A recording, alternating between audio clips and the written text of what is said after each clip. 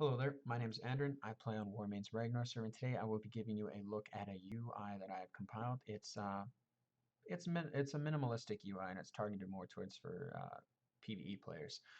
But let's load in and I'll give you a look at it. All right, so first thing you notice as soon as you load in is it's very open.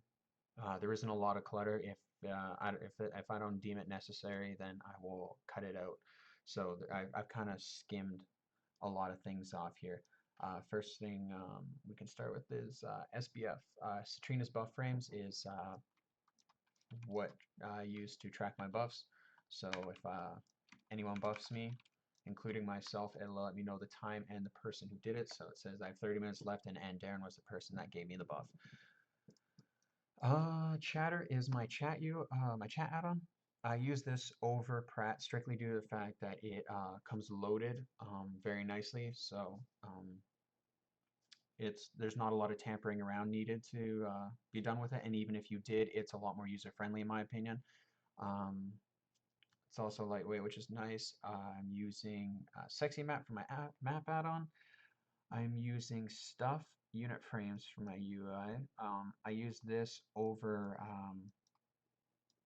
things like Pitbull and all those other complete UI overhauls like Spartan UI, LUI, NUI, all those other variations. Strictly due to the fact that it's user friendly and it doesn't kind of bog down your CPU or anything like that. It's just very lightweight and very easy to use, and that's why I enjoy using that one. Right here is my Fort Exorcist. It tracks my buffs as well as being incredibly easy to use. You can set it up to track not only track your cooldowns, but trinket procs. You can set it to track the internal cooldown proc. So if you have, say, 35 seconds left on your DBW before it procs, it'll give you a countdown all the way down to that 0. So you can synchronize that with using some own buffs to overlap them rather than lose out on a couple seconds because you have to react. It gives you the ability to be preemptive towards things like that, which is really, really nice. My cast bar is um, quartz. I like it. It's hidden. It also, the really nice thing about quartz is it tracks, not only does it track your cast times, but it tracks GCDs, so it'll let you know how long you have to wait for the next cast. It'll track swing timers, so you know exactly when your next auto attack is going to go off. So if you have any auto attack reset abilities, you can auto attack and reset seconds, less than a second later, obviously, but it's just something I really enjoy. Below that is Titan panel. It tracks the fundamentals of my computer that I've set it up to. So I got rid of the black bar that comes with it. It's really just quick, simple fix. Just drop the opacity down and gives you this nice little look here. Uh, like I said, it tracks the fundamentals. You can configure it quite easily to track whatever you want. This is just what I want it to.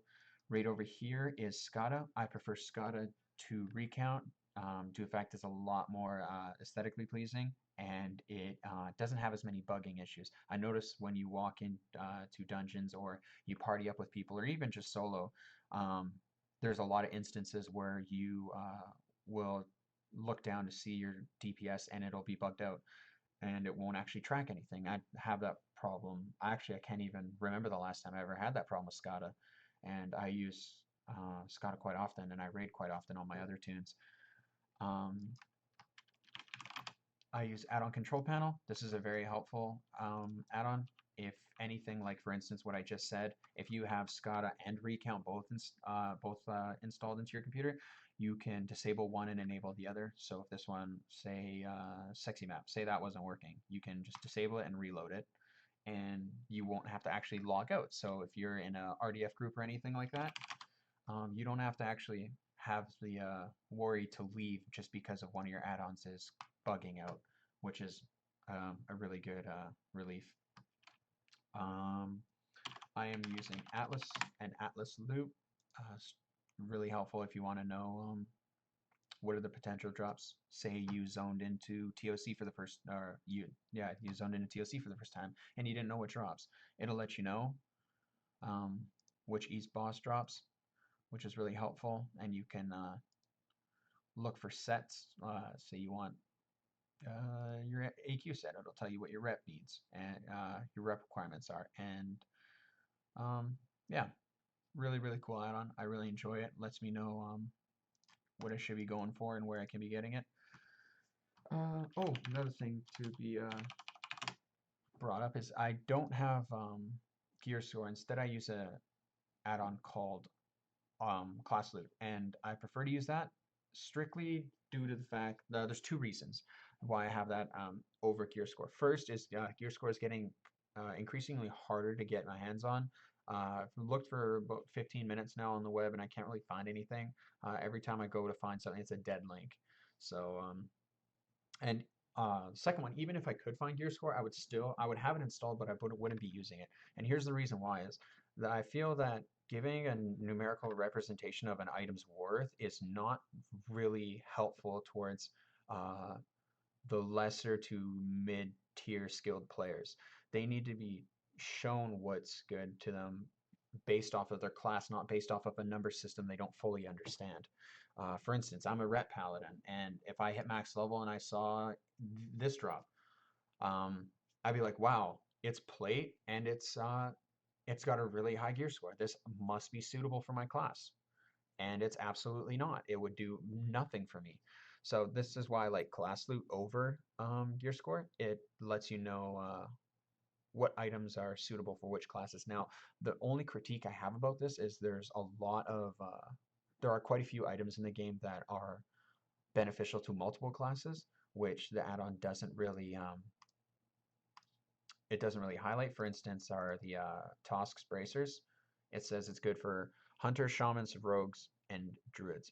These bracers are amazing for warriors, for instance, and it doesn't say that anywhere on them. So that's my only critique about it. But overall, it's a really good starting players add-on. It'll get them going in the right direction, which is always good. I feel that the more people were to not rely on a numerical system to dictate how efficient they are in said dungeon or raid, then people would have a lot less trouble with certain things. Oh, I have an add-on called Akis Recipe List. What it does is it'll give you this nice little scan button, and let's say I wanted to learn how to craft titanium razor plate, but I didn't know where to get it. If you click scan here, and you want to, let's go base it off of skill. Right here, see? And titanium razor plate. Oh, it's a random drop from the Trial of Crusader 25-man normal version. So that right there lets you know where and how to get it. It does this with every single item for the set profession. And you don't have to download anything extra. It just comes as a complete. So if, say I needed something for, instances, Outland cooking dailies. A lot of them require really annoying things like Crunchy Serpent. People are like, how the hell do I get that? Where is it? Crunchy Serpent. Boom. Look at. Then it gives you the location coordinates as well as the person's name who sells it, which is obviously very helpful. And this works consistently with every single profession, which I find to be quite helpful. What else do I have in here? Bagnon. Yeah, that's just my bag. Add-on makes everything a little easier to track, although it's messy right now. I do run grid. I just have it disabled right now. It usually sits about right here. Just tracks your raid, which is really helpful. Need to know and power ores are quite good. I just don't have them enabled right now, although they come with. Skinner, yeah. All right, Skinner. So, for instance, you notice it's grayed out here. What Skinner does is it removes all basic Blizzard artwork and just replaces it with a nice gradient look to it. And I prefer that over the default Blizzard look. It just adds to the add-on pack that I've built. Just makes it a little nicer to look at and not as conflicting.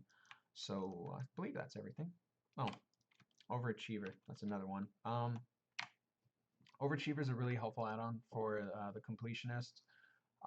You couple that with things like NPC scan and NPC scan overlay, which I currently do have enabled. So you see someone flying around on TLPD, for instance. A lot of people like that mount. They don't know how, say you don't know how to get it.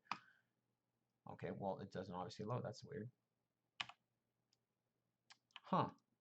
I've never had that happen before.